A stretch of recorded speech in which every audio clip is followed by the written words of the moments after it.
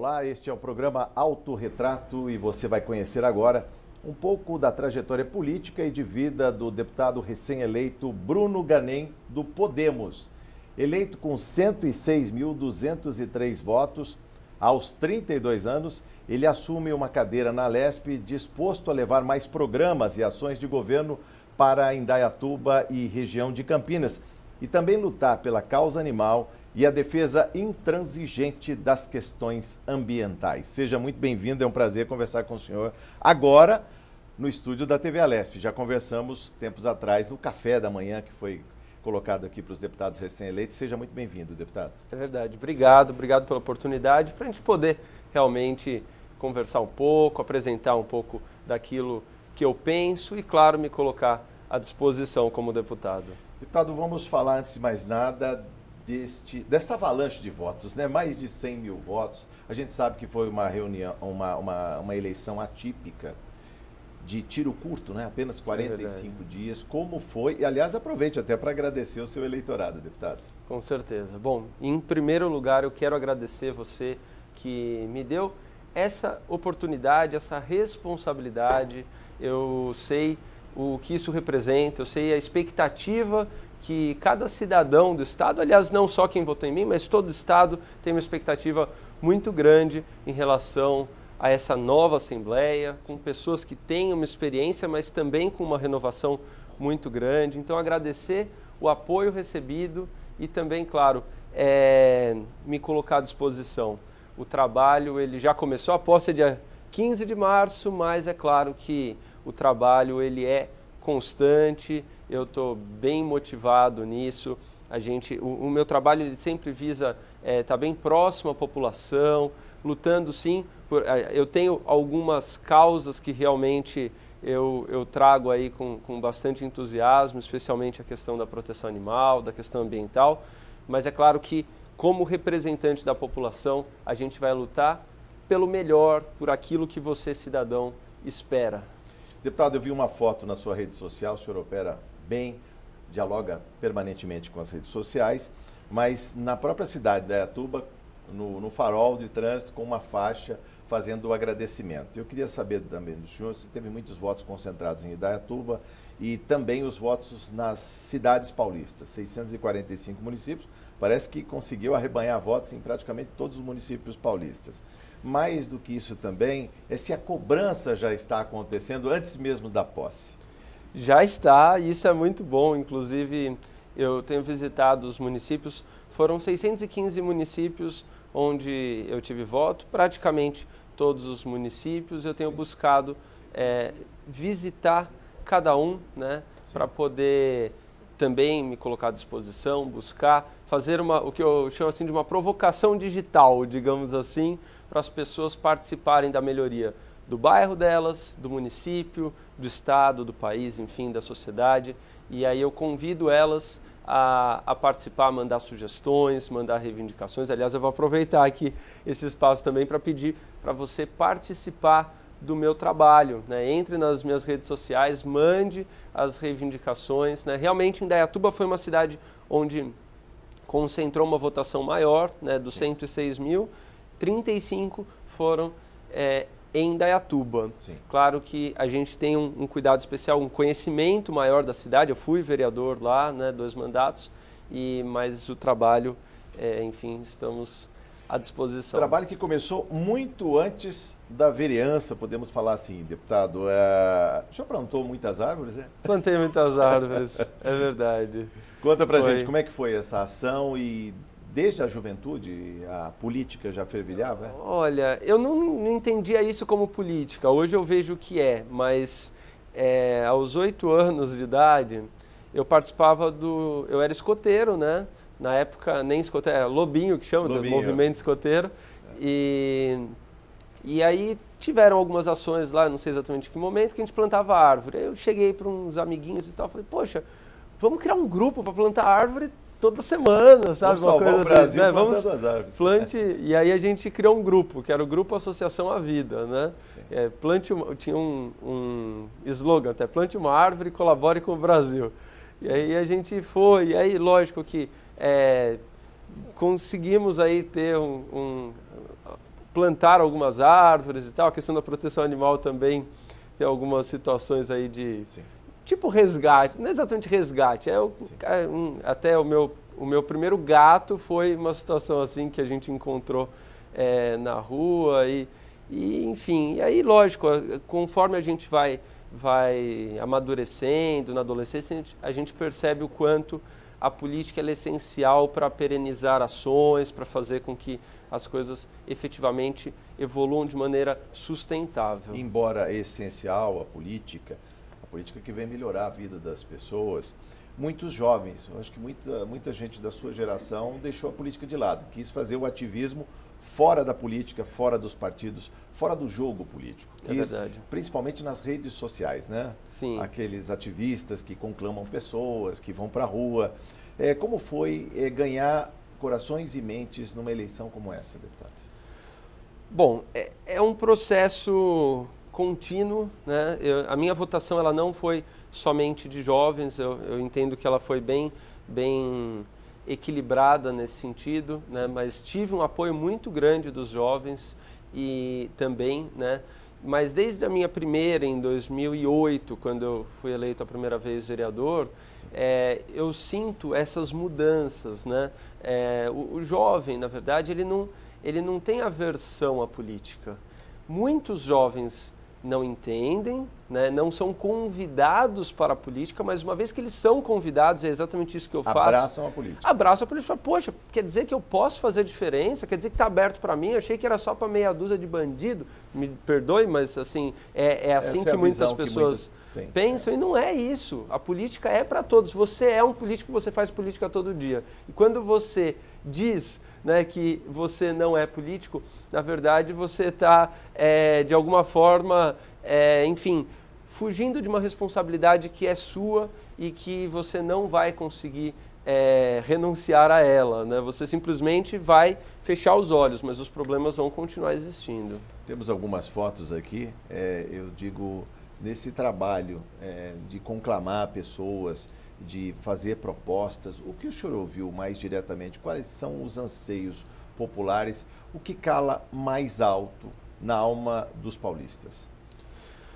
Olha, bom, essa foto, por exemplo, foi uma reunião em Indaiatuba, na Câmara Municipal de Indaiatuba, sobre segurança pública, né? Quando eu fui vereador lá, cada semana a gente fazia um encontro de cidadania com um tema diferente. Segurança, saúde, educação, meio ambiente, proteção animal. E o que a gente percebe é que a questão, quando você conversa com as pessoas, elas acabam fica muito claro a preocupação, o medo, o pavor em relação à questão da criminalidade, né? Isso é uma coisa bastante clara. Isso você percebe na sua cidade também, inclusive? Na minha cidade. Foi vereador lá, e olha então que minha cidade, que justiça seja feita, tem bons indicadores até em relação à segurança. Mas tem problemas, né? Quando você compara com outros municípios, num país que infelizmente tem um problema gravíssimo, você pode até dizer que é mais... Enfim. O cidadão consegue ver a escolha política que se faz? Vamos pegar, por exemplo, no caso de Indaiatuba e região. As tais muralhas eletrônicas, as câmeras de segurança que tem lá na sua cidade, por exemplo. Quando o indicador diz que Indaiatuba tem menos roubo de veículo do que as vizinhas, as cidades limítrofes, isso também reflete no bolso do cidadão, porque ele paga um seguro de automóvel mais barato. As pessoas percebem essa escolha, deputado? Olha, é porque uma coisa um tanto quanto... terrível, né? Você ter um bem furtado, roubado, né? Então, assim, nós como cidadãos, qualquer pessoa não tolera, mesmo que seja menos do que as demais cidades, o fato de existir revolta, né? Sim. É até uma coincidência, mas uma coisa que marcou muito a minha primeira eleição como vereador foi justamente uma campanha que eu fiz através de um grupo que eu presidia na época, que era o Movimento Jovem. Era um abaixo-assinado pedindo a instalação justamente desse sistema de câmeras, que acabou sendo instalado, foi muito bem sucedido para derrubar esses indicadores terríveis, né? Melhorou bastante, né? E agora, claro, quando a gente fala do debate com a população, é claro que depende muito da temática. A segurança é o urgente, a educação é o mais importante, né? Mas não tão urgente. Aliás, cabe a nós, que exercemos alguma liderança, né, mostrar que a gente não pode se preocupar só com o urgente. O urgente também é importante, mas a gente não pode esquecer daquilo que é essencial, que é a educação, né? E, claro, como eu participo de muitos fóruns relacionados à causa animal, também é um tema que, dentro da minha agenda, ele ocupa um grande espaço. Vamos falar de causa animal, mas ainda explorando o tema segurança, que parece que é uma chaga nacional e a população clama por mudança e com muita urgência, deputado. Como fazer gestões para que o governo federal trabalhe em linha com o governo dos estados, com as prefeituras, para que haja uma articulação? A gente tem um sistema único de segurança pública, mas parece que ele ainda não trabalha articulado. Sim. Em geral, há um jogo de empurra. O prefeito diz que não tem efetivo na Polícia Militar, que tem claros na Polícia Civil. Aí ele acaba constituindo uma Guarda Civil. Exato. Quando, na verdade, ele deveria estar construindo creches. Então, há uma certa inversão de pautas, né, de temas, é claro, porque ele é premido pelas urgências. Mas como é que o senhor vê essa questão da segurança pública? Chegamos no limite?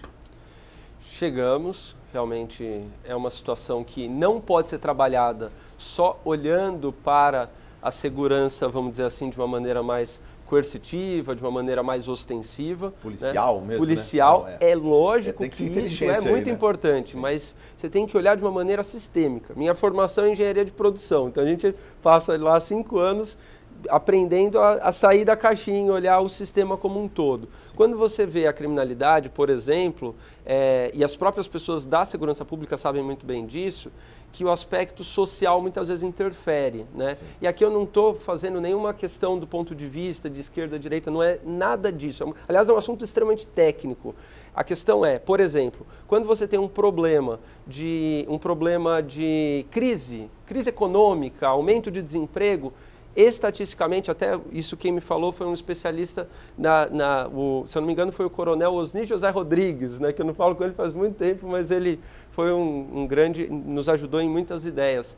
E era o seguinte, a criminalidade, quando você tem uma crise, ela sobe de elevador e ela desce de escada. Ou seja, para a gente resolver o problema da criminalidade, a gente precisa sim da questão ostensiva, mas também de uma maneira muito forte a questão da inteligência, mas também da questão social, da questão de geração de emprego, da questão de geração de renda e da educação, né? Então tudo isso se conversa, não adianta você olhar para um aspecto e esquecer o outro. E construir essa questão sistêmica, a gente tem que dialogar muito para a sociedade, porque senão a sociedade grita pedindo uma coisa e esquece de outra, e o gestor que vai para uma linha estritamente populista, ele acaba fazendo só o que as pessoas estão pedindo, mas não com a responsabilidade de um estadista de fazer tudo aquilo que é necessário.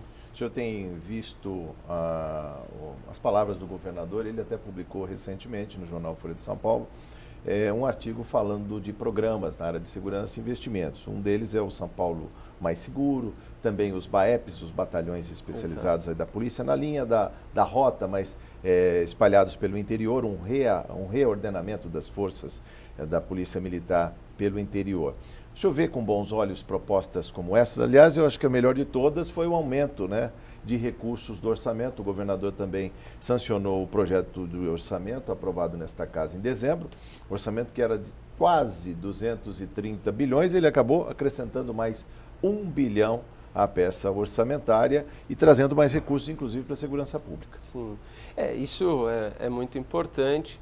A qualidade desse gasto, ela também tem que ser muito bem acompanhada, né? Claro que a primeira etapa, você parte do orçamento, a primeira etapa foi bem feita, agora precisamos seguir fazendo com qualidade as demais. Aliás, dentro da segurança pública e dentro dessa visão sistêmica, eu gosto muito do conceito das cidades inteligentes, né? Das smart cities, né?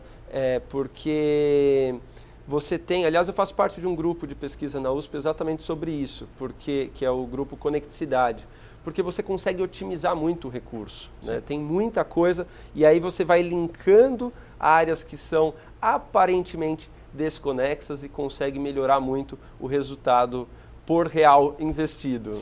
300 milhões a mais para a segurança pública, só traduzindo alguns números, 360 milhões para o poupa-tempo, mais praticamente 300 milhões, 296 milhões para a saúde, perfazendo aí nos totais que aumentaram, educação 32,4 bilhões, deputado, saúde 23,3 bilhões, segurança pública mais de 22 bilhões e transportes 8,6 bilhões é o orçamento à altura do Estado de São Paulo, dentro da nossa realidade econômica, né? Dentro do financeiro, o que a Fazenda tem capacidade de arrecadação. Que outros temas preferenciais? O senhor falou da defesa animal e do meio ambiente. Vamos falar um pouco mais sobre a questão da defesa animal, deputado? Perfeito. O que vem por aí? O senhor já trabalhava isso na sua cidade, né? Sim, sim. Temos até uma foto aqui, vamos mostrar aí também. Essa foto aqui. Conta um pouco dessa história e como é que o senhor abraçou, o seu mandato abraçou a questão da defesa animal. Sim, apesar de ser uma questão muito particular, de eu ter uma paixão pela causa animal e uma total indignação com relação à violência contra os animais, eu tenho buscado me portar cada vez mais como um político que defende a causa animal. Qual a diferença? O político, ele busca fazer políticas públicas, ou seja, é ter essa visão realmente de sistema para que as pessoas que estão, assim como eu já fiz muito, né, estão aí nas cidades buscando ter condições para poder salvar essas vidas e produzir aquilo que é de melhor para a causa animal, elas tenham condições, ou seja, construir essas políticas públicas. Bom, o que mais me motiva na causa animal? Eu entendo que se a gente quer ter uma sociedade mais humana, se a gente quer efetivamente, ter uma sociedade livre da violência, a gente tem que entender que a violência, ela está sim muito ligada à nossa insensibilidade. E a pessoa que ela maltrata um bicho, ela mata um bicho, ela violenta um bicho, ela sim está preparada para fazer o mesmo com o ser humano. Não sou eu que estou dizendo isso, tem estudos, o FBI trabalha muito com essa correlação, inclusive eles buscam nas pessoas que de alguma maneira foram pegas aí em atos de violência contra animais, o FBI ele fica em cima porque sabe que vai, aquela pessoa que mais cedo ou mais tarde ele vai também vai achar atacar. Pedófilo, vai achar violência contra a mulher, é um covarde. A pessoa que maltrata um bicho é um covarde. E como todo covarde, vai fazer a mesma coisa com uma criança e com uma mulher. Então, eu entendo que a gente precisa enfrentar isso no sentido de não tolerar a violência contra os animais, porque a gente não pode tolerar violência nenhuma. Leis mais rígidas contra a violência contra os animais, né? E delegacias especializadas. Delegacias especializadas, isso é muito importante. A gente tem a Delegacia Eletrônica de Proteção Animal, fortalecer esse tipo de iniciativa, estimular as pessoas, você que está nos assistindo, denuncie a violência contra os animais. Não é uma subviolência, não. Você precisa denunciar, isso é muito importante. E claro, a gente cobrar que o poder público, de uma forma geral, faça cada vez mais, enfim, um encaminhamento sério dessas demandas, né, que vêm das pessoas que são sensíveis à causa animal. Ano passado, deputado, houve o engajamento de muitas entidades nesta casa por conta do projeto de lei 31, que proibia o transporte de gado vivo, né, para o Porto de São Sebastião. Aliás, o projeto ainda está em suspenso, ele não foi votado, teve votação adiada. Mas o que falar também dessas causas que acabam sendo, digamos assim, aglutinadas, elas alcançam o Parlamento Paulista. É importante falar, deputado, que neste caso ele de alguma maneira desarticula um sistema de transporte que já existe, né? Pelo menos do campo, né, na produção, na engorda do gado até o frigorífico. E agora ele está sendo barrado no porto para não embarcar esse gado por navio até a Europa, até o Oriente Médio. Mas se fala que a gente põe uma tranca e abre uma outra porta, porque alguns produtores que já têm contratos, né, firmes, precisam entregar essa carga viva. E muitas vezes esse gado pode ser transportado por outros estados. Ele vai no caminhão para o Paraná, para o Rio de Janeiro, ou vai até o Pará, até Barcarena, onde tem o transporte regular. O senhor não teme que no seu mandato, fechando a porta aqui em São Paulo, talvez o gado venha a sofrer longe dos nossos olhos, em outros estados, em viagens estafantes, muitos até morrendo pelo caminho? Exato. Bom, eu estou procurando só o bom senso, sim, já que o senhor falou que perfeito. É um analista. Essa análise, realmente, o nosso futuro mandato, né, não temos ainda, mas a gente está fazendo. Eu tenho conversado muito com o Feliciano Filho, que foi o idealizador. Sim. E eu pretendo, sim, encampar essa questão do PL 31, dar continuidade e buscar aparar essas arestas. A primeira coisa que a gente precisa realmente entender que a discussão ela tem que ser nacional, a gente tem que buscar fomentar isso não só nas outras assembleias legislativas, mas no próprio Congresso. Isso eu entendo que é muito importante. Ao mesmo tempo, entender que a pessoa que está transportando, e aí se a gente tirar um pouco as paixões, né, a pessoa que está transportando, ela está visando ali um negócio que tem uma determinada operação, lucro, etc. e tal. Ela não está visando vamos dizer assim, aos maus tratos, etc. Apesar de eu, particularmente, de todas as informações que eu tenho, entendo que tem e tem muito. Né? Então, qual que é o primeiro passo? A gente não pode aceitar que o transporte seja feito da maneira que está sendo feito. Esse é o primeiro ponto. Né? E trazer essa discussão, rearticular, né? Ver de que maneira isso é possível, se é que é viável de uma maneira mais humanizada, digamos assim, se é que é viável, porque há quem diga que inviabilizaria o negócio, aí, enfim, a gente não tem que pensar eu não estou pensando no negócio, eu estou defendendo a causa animal. Tem gente que está pensando no negócio. A gente vai ter que se encontrar e chegar num bom senso. Só a política vai costurar essa possibilidade. Exatamente. Deputado, ainda em áreas de meio ambiente, temos apenas 4 minutos, menos que isso, para terminar a nossa conversa, mas eu queria falar um pouco também sobre a área de meio ambiente. O senhor está numa cidade muito bonita, que é Indaiatuba, dentro do ranking de município verde e azul, 27º colocado aí no ranking de 2017. Eu queria falar com o senhor também sobre a questão de água, saneamento básico. É possível levar mais obras, mais investimentos nessa área para a sua região, região de Campinas? Que embora a sua cidade esteja bem servida, o entorno ali parece que não. Exato, é importante lutar por isso sim. Aliás, quando a gente fala de saneamento básico, também é uma ação que previne uma série de outros problemas, quando a gente fala da água, mas também especialmente da questão do esgoto, né?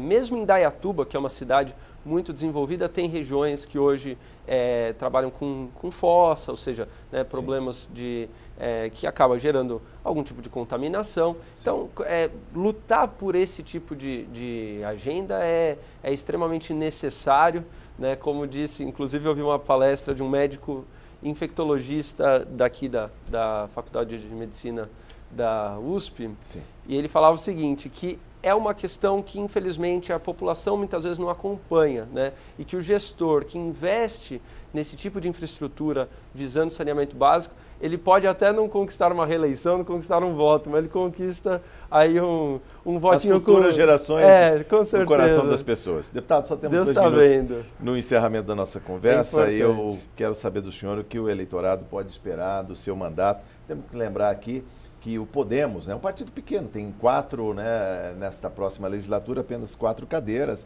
Tinha uma apenas. Tinha uma, crescemos bastante. Cresceu. A gente já está se sentindo gigante. Cresceu agora para 4 cadeiras, mas como vai ser a articulação do partido e o que o eleitorado e que o povo paulista, de maneira geral, pode esperar do seu mandato, deputado? Bom, perfeito.